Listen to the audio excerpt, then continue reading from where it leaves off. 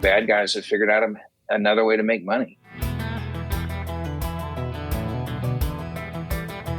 You're listening to the BulkLoads podcast, your number one resource in everything bulk freight trucking.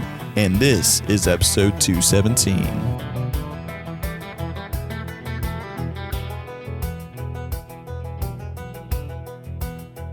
Hey guys, Jared Flynn with the BulkLoads podcast. Got Tyler in here with me. What's going on? Hey Tyler, before we really get started, I just want to give a shout out. We have been doing this podcast for almost 3.5 years, going on 4 years. And when we first started this 3.5 years ago, our goal was really just to inform our community more about what was going on.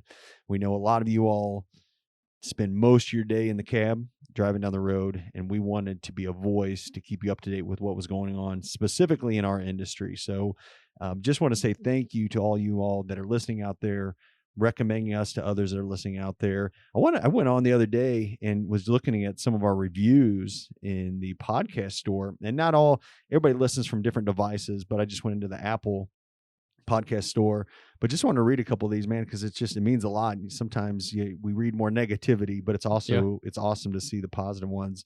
But the first one here it's the tagline or hashtag, it's Ashkar Karnan, but said, as someone who is fairly new to the agricultural and trucking industry, I appreciate the wide variety of topics covered and the straightforward way they are presented. I learned something new with every episode. So, man, just love that one. I'm going to read just a couple more. This other one from Roughneck Trucking says, shortly after I started hauling bulk freight, I discovered the BulkLoads podcast. The podcast has been outstanding. A variety of topics are discussed pertaining to the bulk transportation industry. I've gained a lot of knowledge and on those topics, and I'm glad I found it. Thank you, BulkLoads, for all that you do. And the last one I was going to read here is from, looks like Sky 87, but says, I always enjoy listening to the episode each week. Great interviews and keeps us informed changes in the industry. I am also grateful for the load board. Great work, guys. So I say all this not to pat ourselves on the back, but man, to say thank you for those out there listening. Sometimes we go through the same routine and don't realize the impact that we're having over the years with that. And quite frankly, I love what we're doing with this. Sometimes, this, Tyler, sometimes it can be a pain getting guests on here, searching for good content, but we really take it serious. Like, we don't want to push out stuff that's not going to be of value to people. And with that said, today we're going to bring on a guest talking about cybersecurity. And this is one I think people are going to cringe and people are going to think this doesn't probably pertain to me.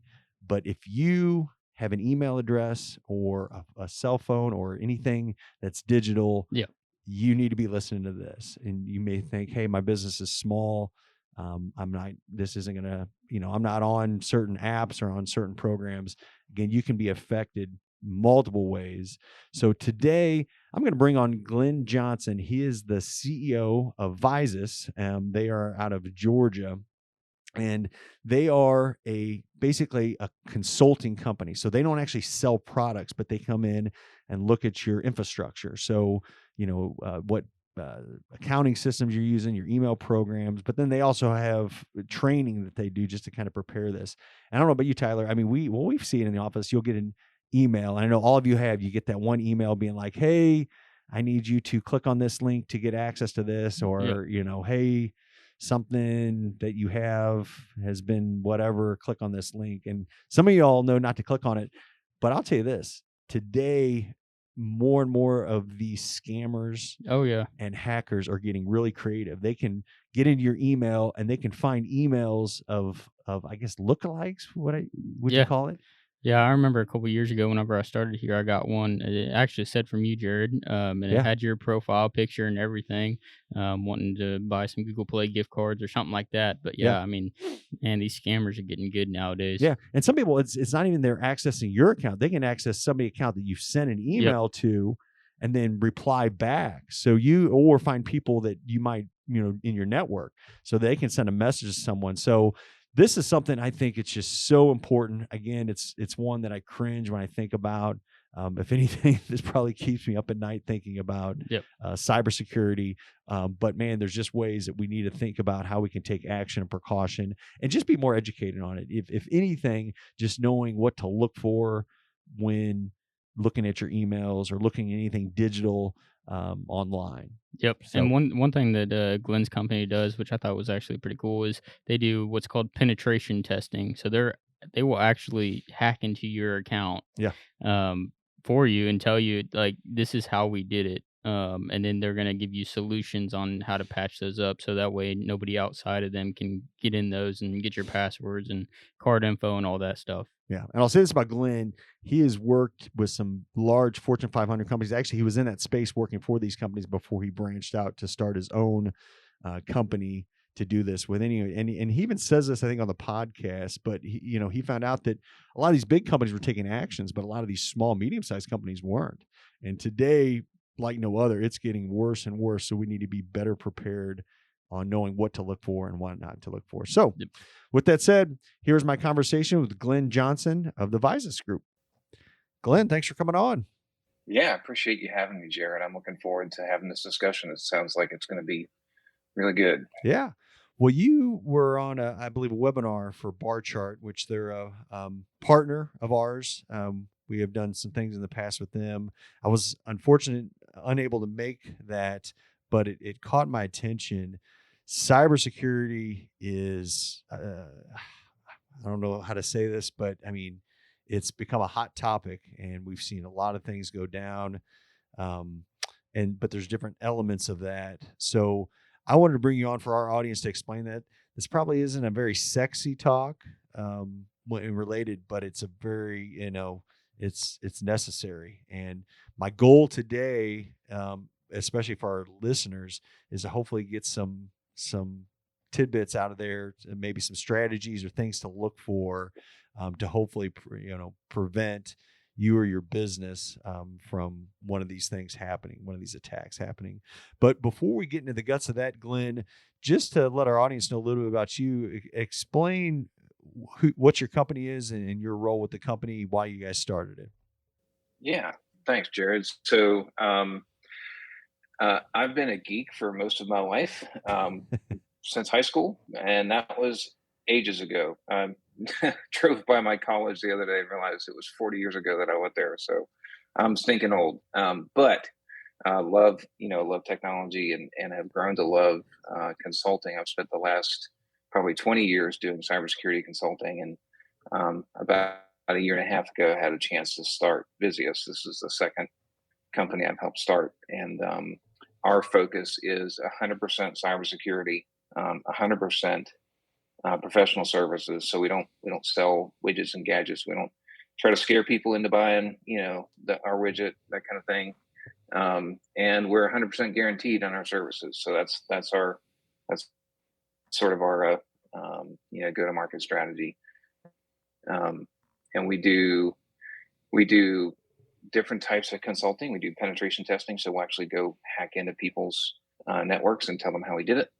We do compliance and other types of measurement kind of engagements to help people figure out, hey, I'm not really sure where I am, but where am I? Where should I be for my risk and my business type?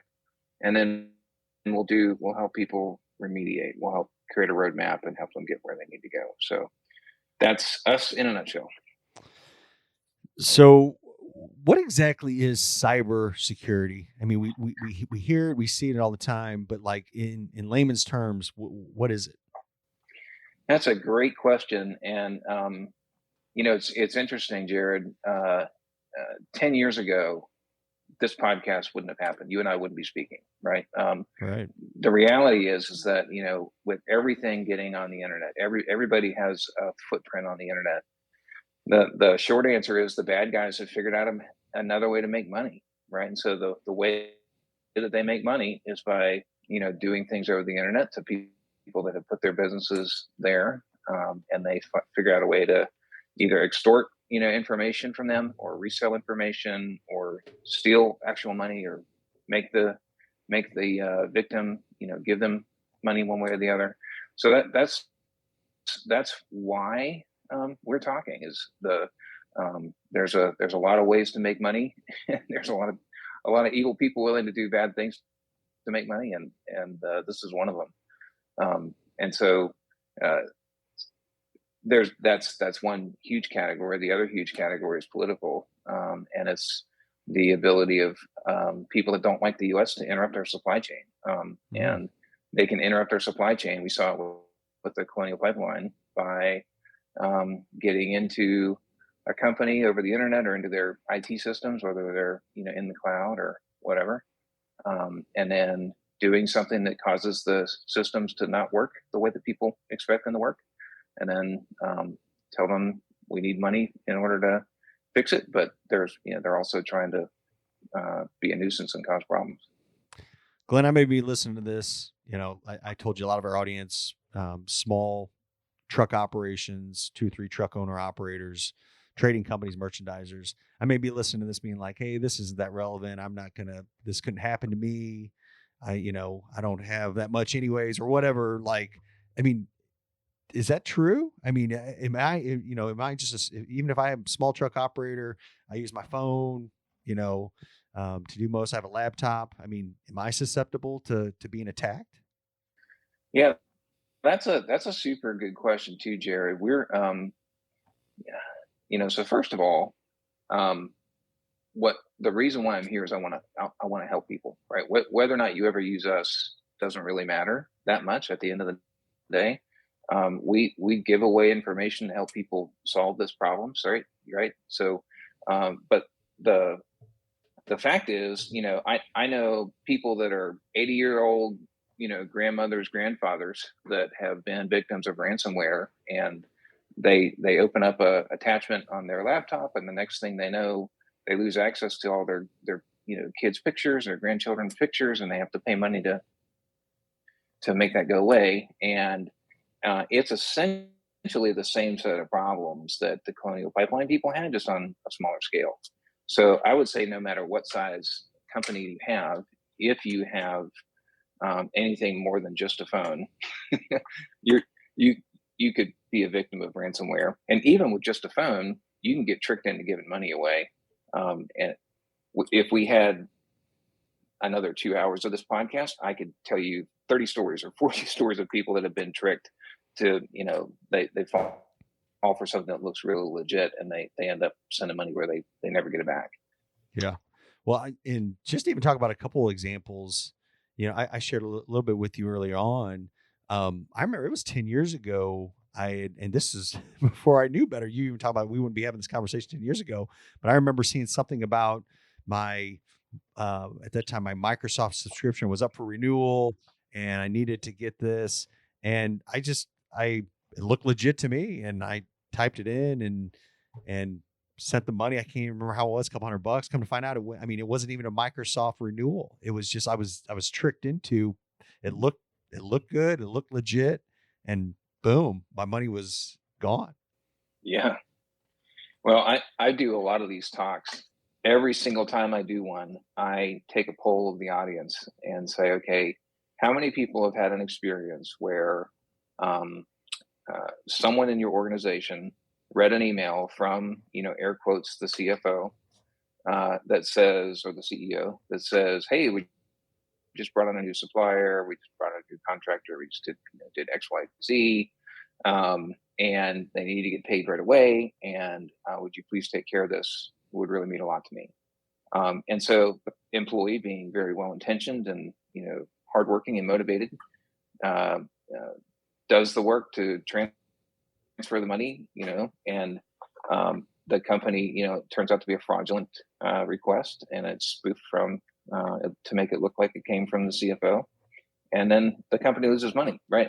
And I've never had one of these talks where I've asked that question and I haven't had at least 1 or 2 people raise their hand and say, "Oh yeah, that happened to us." Yeah.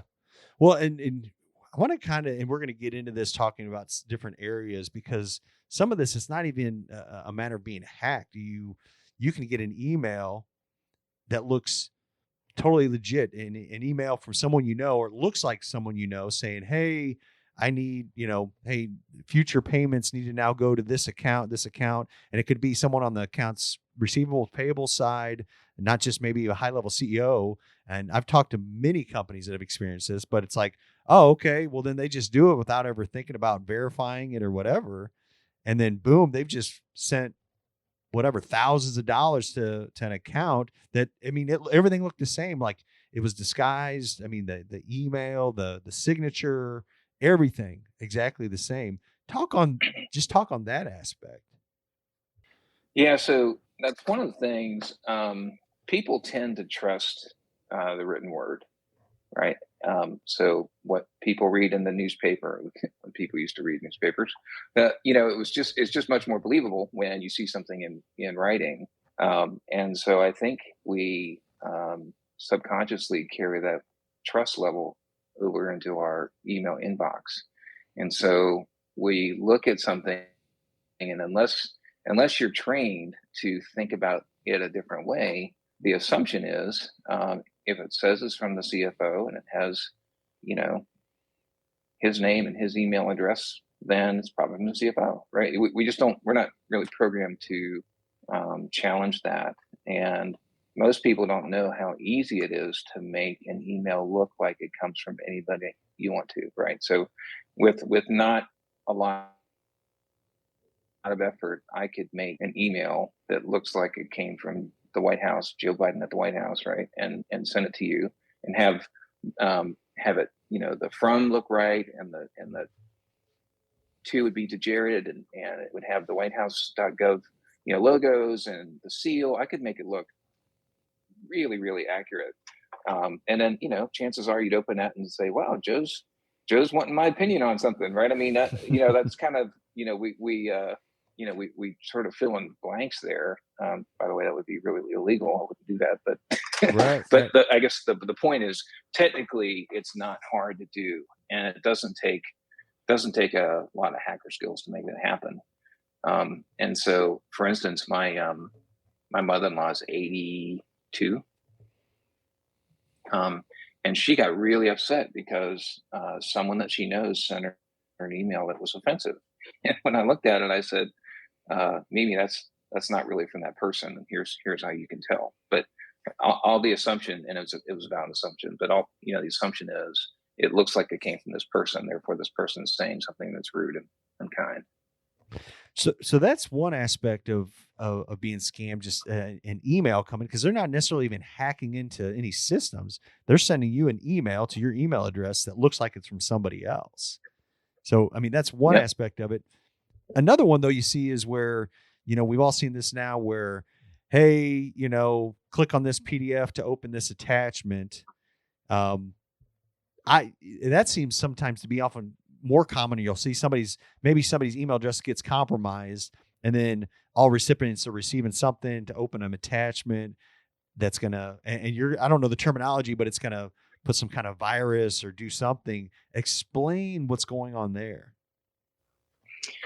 Yeah. So anytime you have an attachment or a link in an email, you should be that should be your cue to stop and not do anything until you look at the email suspiciously. Like, is this really from the person that I think it's from? Does this person normally send me an attachment like this? Is this, when you hover your mouse over the link, does it go to the bankofamerica.com, or does it go to some place that doesn't look like bankofamerica.com? That, just pausing for a moment to look at, ask yourself some critical questions about that email is really helpful. But to answer your question, there are computer programs called packers. So I can take an image, like a picture of my dog or cat. Cats are really popular.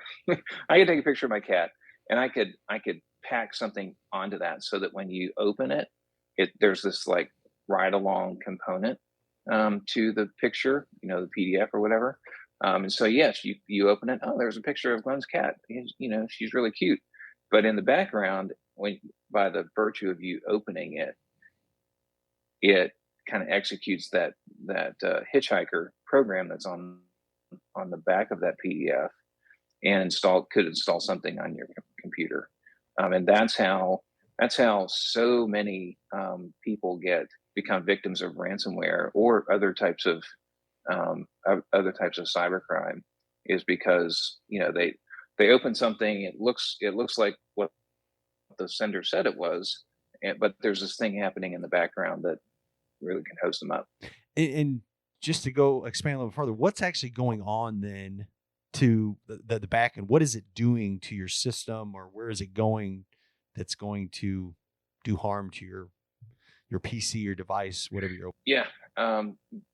The technical term is malware. Malware is nothing more than a computer program that runs on your machine that does something that's bad or unintended. You don't know it's running. Someone else is making it run on your machine and is doing something that you don't want it to do. That's sort of a high level definition of what malware is. Okay. So it's just another program, and it could be executing. It could be a very, very small program. So it doesn't. In the old days, again, it's like, hey, I got a PDF, but it's 7 megs. That's a really big file. What it doesn't sound right. There could be some dissonance, like, oh, that doesn't make sense. But nowadays, it could just be a small little shell script that runs a process on your computer that starts up something that reaches out to the internet and pulls something down, to actually do the infection. So it could be a very, very small, piece of code that again is doing something you don't want it to do. I don't want to get in the weeds on this. Obviously, there's programs, applications you can buy that help protect against that. And sometimes I get confused because, man, you get on there and there's you see advertisements on news broadcasts for different ones. You see different ones. I mean, I guess explain to me, and we don't need to name specific ones, but are there ones that are better than the other ones? And do they do a pretty good job of protecting in case you do click on something? Yeah, another great question. So there's 5 things that we tell people they need to do to protect themselves from ransomware. That is one of them. One of them is get and install what's called the next generation antivirus or anti-malware program. So if you'll forgive a little bit of a geek tangent, sure. In the olden days, the way those programs used to work is they would run something on your box, and so let's just say that in that previous scenario, you downloaded a PDF file, and then they would look at that file and say, this file has they do something called a checksum or a hash. They say that this file has a fingerprint that is XYZ, and then they look at the list of known bad fingerprints of bad programs, and they say, hey, this fingerprint for this file matches this fingerprint on my blacklist, therefore let's not let it run. Right? That's the way that the old malware detection things like Norton antivirus and all those kinds of programs used to do it that way. And nowadays, that is completely ineffective. And what we want is something that looks at the way a computer program behaves. So there's more intelligence that's required to find the types of programs that are really malicious, and to save everybody's time and make them not go to sleep. I've written a white paper that I'm happy to give to anybody that wants one. And I have 2. One for if you do not have an IT person, it's just you and your 3 computers, and you're the guy who is stuck with it. I've got one for you, and I list some of those things in there, like giving examples of what a good program like that would look like and where you can get it. And it's not for me. So, but yeah, I mean, that is one thing that you definitely need to do, is have a really good program. what you also do not need to do is you don't want to run like 7 different security programs on your box. I mean, that it seems like, oh, if one's great, then 6 would be really great. That's not the case. A lot of times they can conflict with each other. Your best bet is to find one that's really solid and run that, and don't run anything else. Okay. You were, and this is gonna be my next talking point. You kind of said that already. So that was like one, and you said there you had 5. Was there? Yeah, there's 5 major things that you can do, and this is this is one thing. A lot of cybersecurity people, we call them tinfoil hat cybersecurity people. It's like, the sky is falling, and they want you to, have a 97-digit character or password with upper and lowercase characters, and it's like there's nothing you can do to keep yourself secure. And there's a sense in which that's true, but there's a larger sense where if you do the basics, you can really protect yourself. So it's kind of like, if you're a responsible driver, you wear your seatbelt, you have airbags, the chances of you getting, killed in a car crash go down tremendously. Yeah.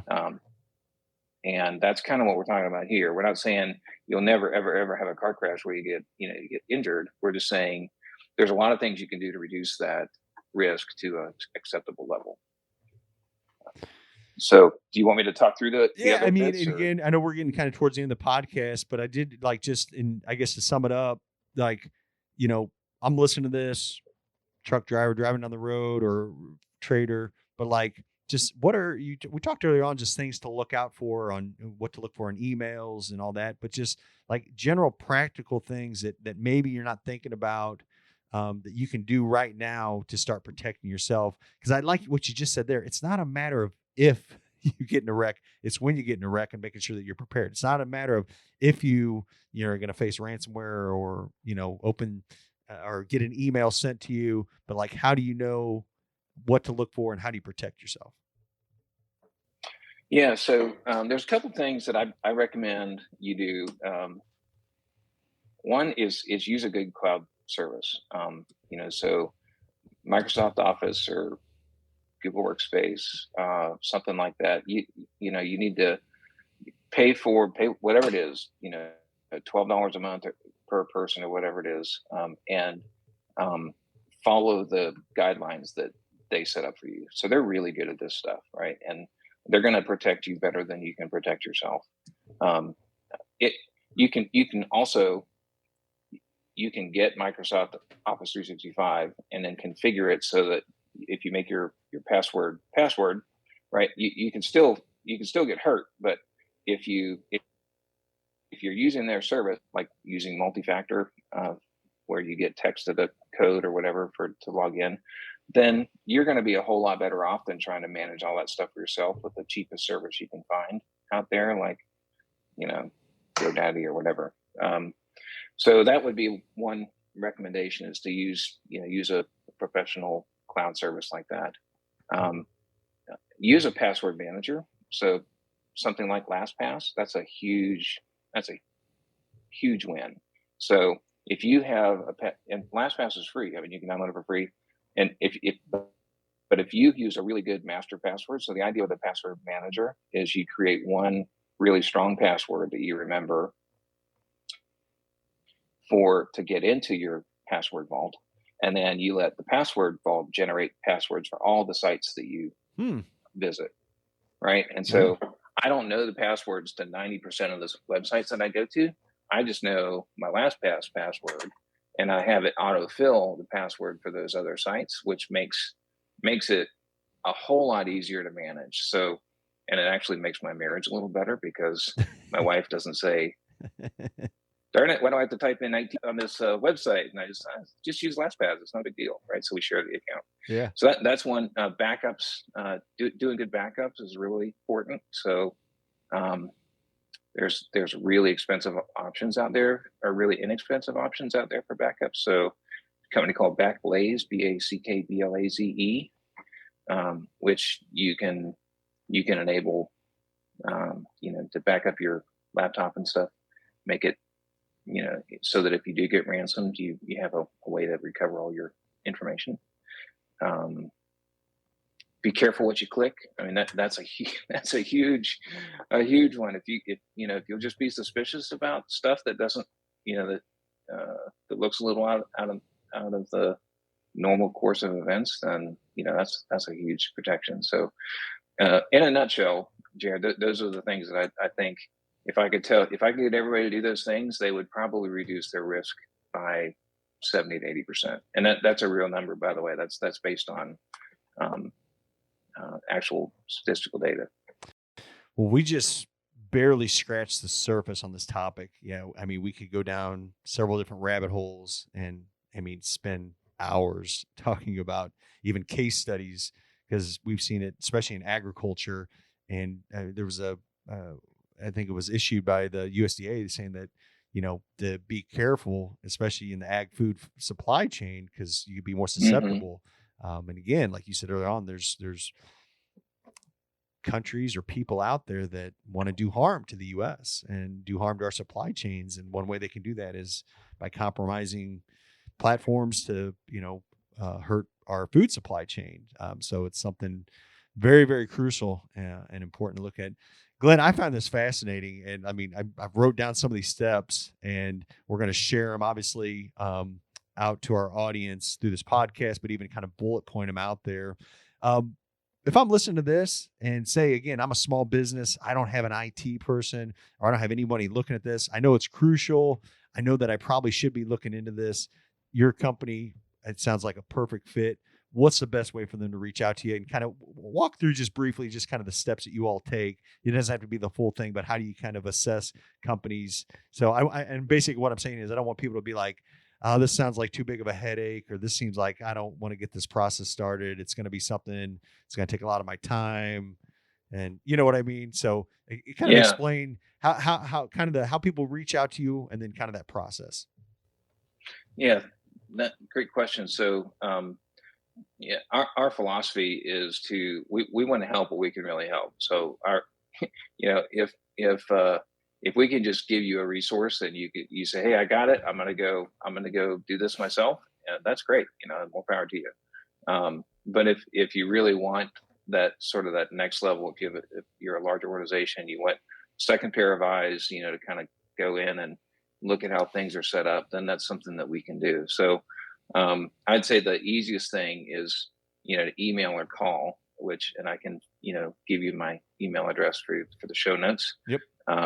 And we're happy to send you a white paper, which I have a one pager I don't care anything about IT, but maybe I need to do something, right? And I got a one pager. It's like, if you don't do anything else, do the 6 steps on here and you'll be right. And there's links, so you can do it all yourself. I have one that's like 6 pages long if you have an IT organization. And again, it's self-contained. You can do everything you want to do without having to contact anybody. We also have a self-assessment that we offer people. So we'll point you to a website, you fill out the information, we'll give you a grade on how prepared you are for ransomware, and we'll do a free half-hour call. And again, just trying to get people aware, make the changes that they want to make themselves. And then let's say that you do those things and you still want help, then we'll help, right? We'll work through that process. And that typically looks like having a conversation about, how complex is your environment and what are you trying to get done? And then we kind of talk through, well, this is what that looks like if we were to help you get that done. Awesome. Well, again, Glenn, I found this fascinating. We love having guests like yourself on here to educate our audience. We're all in business together, and we all do business together in this space. So the more that we can help and educate each other to hopefully reduce that risk, especially in this digital age that we're in, is just crucial. So, man, thank you so much for coming on the show. Again, if you're listening to this right now, we're going to put Glenn's contact information, email address, and all that in the show notes. So you'll be able to click right into the show notes and get all that to reach out to them. But with that said, Glenn, hey, thank you so much for coming on the show. Yeah, appreciate it, Jared. Thanks for the invite.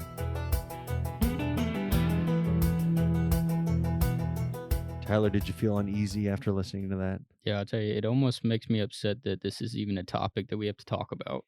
Yeah. Well, especially in our space. I mean, Yeah. in all spaces, but now the USDA, they sent on, it was an alert several months back saying that if you're in food and agriculture, that it's going to be even big. And we've seen, if you're out there, you've seen some of these bigger co-ops and elevators that have been attacked or under ransomware. So it's big. And again, when you it's one thing to mess with someone's money, but if you start messing with the food supply chain, you can live so long without money, but you cannot live so long without food. Or you can't. Yeah. So I think you get the point what I'm saying across here. But yeah, I just think this is a reminder to all. And again, even if you're a small company, I think Glenn, and he said, if you contact him, and we'll put all his information in the episode notes, they have a couple resources that they'll send to you free, some white pages on just protective measures. You can reach out to them directly. They'd be happy to do a call and discuss some of their options. So again, this is one that we probably don't like to talk about and we don't really want to mess with. We don't see it as a huge advantage, but again, you can never be too careful now with what we're seeing in the industry. Yeah. Yeah. And I've learned so much with this podcast, but a lot of people don't know. I mean, we spend a lot of time on, cybersecurity here, especially since we're online. All of our business is online and as an app on your phone. We have a team that works specifically for cybersecurity. And some guys, they kind of get upset or, whenever their membership may expire or something like that, whenever, we give them a call and they have to give us their card again, they may get upset at that, but we do that to protect everybody's personal information on the website. So that's just an extra measure. We don't like to store card info on the site. Well, we don't store card info on the site. Yeah, right. And so we have to, that's just a requirement. We have to get it every single time to protect you. And we want to make sure that all of our customers are protected. Yeah, absolutely. So, well, enough on that. A couple positive things. Hey, if you haven't yet, man, check out our insurance group, Bulk Insurance Group. Man, these guys every week, are surprising the crap out of me with what they are saving current customers. We have guys calling in and inquiring, some of them where their insurance rates are going up 20, 30, 50%. And we've been able to save these guys. Yep. What was some of those? 15,000, 10,000? And I'm talking about 1-2 truck operators a year. So if you're running 5-10 trucks, man, we would love to earn your business. And again, I'll say this too, it's been the same coverage, same exact coverage. Larry too, and I've learned so much by being involved with this, but there's some coverage a lot of people don't know about that they can have. One was pollution insurance, and a lot of those, it's an endorsement or an add-on. So again, if you're out there and say, heaven forbid you get in a wreck and you spill whatever kind of bulk commodity, whether it's grain, oil, or whatever, there's protection you can have over that for cleanup and all, to protect you, where you can have crews come out and clean up. All that's covered in your insurance. So maybe something you already know about, but that was something new I found out the other day. Pollution, like a pollution endorsement, I guess, to be covered under that. So, but cool. Well, that's all we got for now, man. Thank you as always for listening to the BulkLoads podcast. Man, if you haven't yet, make sure and follow us on our social media, Facebook, Twitter, Instagram. We're going to be doing some pretty cool giveaways in the upcoming months. I think we said last week we are doing some camo giveaways. Yep. Man, it's fall season. Man, we love giving away hoodies. We're going to get some of those out there too. So make sure and follow us on those meetings as well. So thank you as always, and God bless.